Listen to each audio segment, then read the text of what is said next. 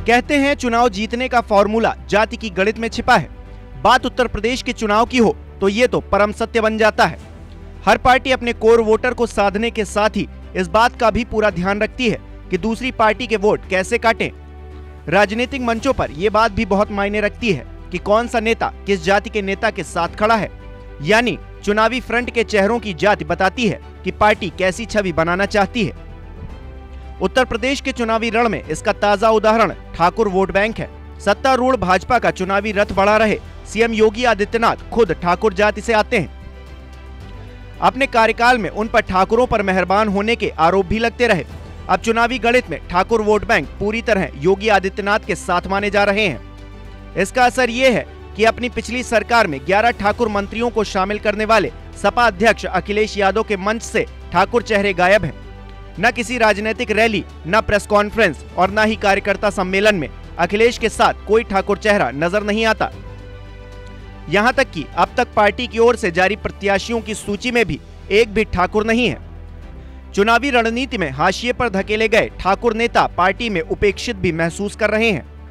अखिलेश यादव आज जिस मुकाम पर खड़े हैं उसकी नींव कभी मुलायम सिंह यादव के साथ मिलकर स्वर्गीय अमर सिंह ने रखी थी। 2003 में यूपी में बसपा और बीजेपी के साथ गठबंधन की सरकार थी। इसी साल मायावती ने बीजेपी के कुछ फैसलों से नाराज होकर सीएम पद से इस्तीफा दे दिया। नतीजतन सरकार गिर गई।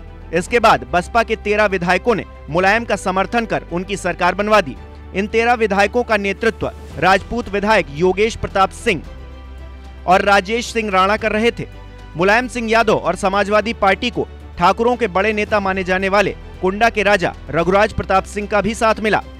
एक समय था जब सपा सरकार में ठाकुर मंत्रियों का दबदबा रहता था। अखिलेश की सरकार में 11 ठाकुर मंत्री थे, जिनमें रघुराज प्रताप सिंह उर्फ राजा भैया, विनोद कुमार सिंह उर्फ पंडित सिंह, अरविंद सिंह गोप, राधे श्याम सिंह, मदन चौहान, राजा आनंद सिंह, योगेश प्रताप सिंह, राजा महेंद्र अरिदमन सिंह, ओम प्रकाश सिंह, राजकिशोर सिंह, राजा राजीव प्रताप सिंह का नाम शामिल है।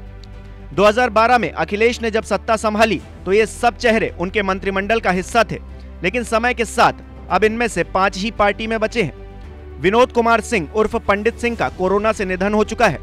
सपा को समर्थन देने वाले रघुराज प्रताप सिंह ने अब अपनी एक अलग पार्टी बना ली है। राजकिशोर सिंह सपा छोड़कर बसपा में शामिल हो चुके हैं। राजा महेंद्र अरिदमन सिंह भी पार्टी छोड़कर भाजपा में शामिल हो चुके हैं। भाजपा ने इनकी पत्नी को टिकट भी दे दिया है।